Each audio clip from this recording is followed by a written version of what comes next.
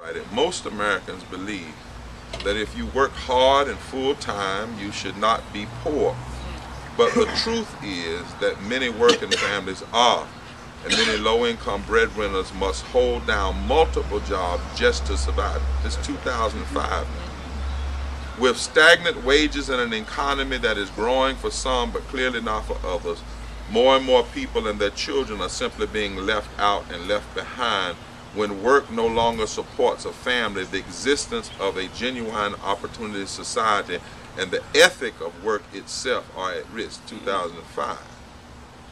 The truth is that hungry people are going without food stamps, poor children are going without health care, elderly are going without medicine, and school children are going without textbooks because of war, tax cuts, and the lack of both attention and compassion from our political leaders. 2005. The deepening injustices of America's domestic priorities are increasingly impossible to justify. It's becoming a religious and moral issue. 2005.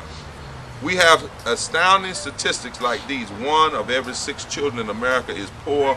13 million children in America. 36 million people live below the poverty line. 2005. 4.5 million Americans are without health insurance, including 8.4 million children. 45 million Americans without health care, 8.5 million children. 14 million families have critical housing needs. Affordable housing disappear. Rent and housing prices soar. The homelessness is on the rise, especially for families in urban areas. But my friends, this was written 2005, and then the bottom fell out.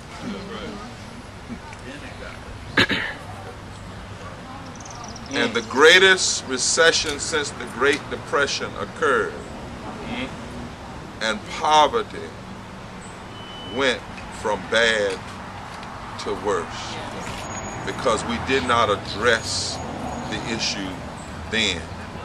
And those who were already at their extremity now find themselves in desperation. That's right. And so in North Carolina now we find ourselves with 1.6 million people in poverty, 600,000 children. And when you disaggregate the numbers by urban areas, by rural areas, by race, by age, those numbers are even worse.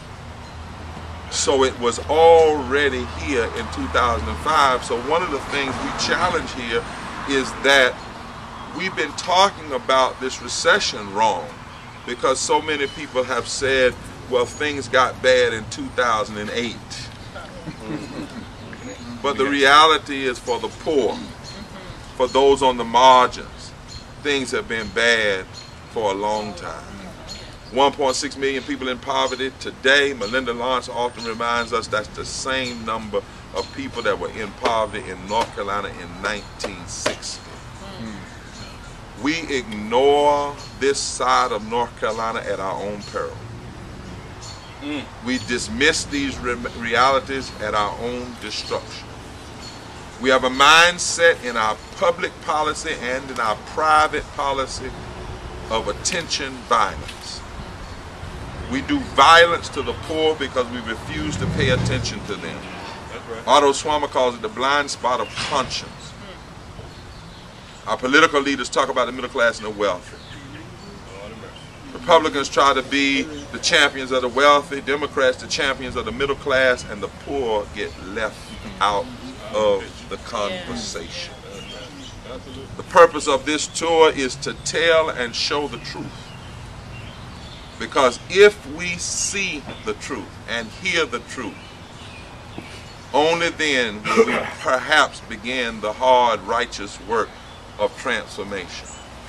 Only when we tell the truth can we be set free to start having a real conversation about public policy, lifting from the bottom up, knowing that when you lift the bottom, everybody's benefited. Only when we tell the truth can we move from an individual profit motive to a prosperity for every community goal.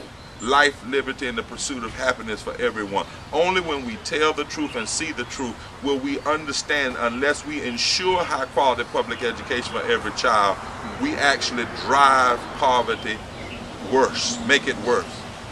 Only if we tell the truth can we even consider the notion of investing infrastructure to lift up communities, or to utilizing global technology in order to attack poverty with the new tools that we have through technology. Only if we see and tell the truth will we be free and made free to hope and work and believe until the beloved community is realized. The reality is, where there is no vision, the people perish. And where there is no truth-telling, there is no freedom to get better. That is why we're on this tour. Here are the statistics that we must hear and we can no longer ignore from our dear sister from the Justice Center. Good morning, everyone. My name is Mitchell, and I'm working at the Justice Center. I grew up in Greensboro, so it feels really good to be back. So the goal of the bus tour is to move beyond numbers and hear from people, but nevertheless, it's really important to hear the latest statistics that are available. In 2010, North Carolina's poverty rate was 17.5%, the highest that it's been since the 1980s. However, the rate is significantly higher for communities of color. For African Americans, it stands at 27.7%, and for our Latino community, it stands above 33%, more than 1/3. But even worse, the poverty rate for children is 25.9%. But the child poverty rate for communities of color exceeds 37%. The highest for Latino children at 42.6% and 40.2% for African American children, compared to 14% for their white counterparts. The unemployment rate for African Americans. That's some of that attention violence was trying to drive. Just keep hollering until they hear us. I'll try to use my loud voice. African Americans were twice as likely to be unemployed and underemployed compared to their white counterparts. Now, as we visit some of the counties participating in the bus tour, some of those counties struggle with above average poverty rates, and these include both urban and rural counties. For the first time, a majority of the counties that we'll visit are urban counties, and as Professor Nichols indicated earlier, Mecklenburg and Guilford County house some of the largest clusters of concentrated poverty in the state. More than 1/5 of the concentrated poverty neighborhoods in North Carolina are in these two counties. And just for that guy right there, say that one more time about these urban counties, the highest one, say it again. So we'll be visiting Guilford and Mecklenburg counties, and these two counties house some of the largest clusters of concentrated poverty in North Carolina. And if you don't know what concentrated poverty is, it's when the poverty rate exceeds 40%. That's 4 in 10 people living in poverty. And we'll also be visiting some remote areas, remote rural areas that house high levels of the poverty population as well. So just to conclude and to echo what Reverend Barber said, while today's poverty rate is roughly similar to the rate that it was in 1969 when 1 in 5 North Carolinians lived in poverty, it's certainly disturbing that in the 21st century, the legacy of hardship continues for so many North Carolinians. Thank you.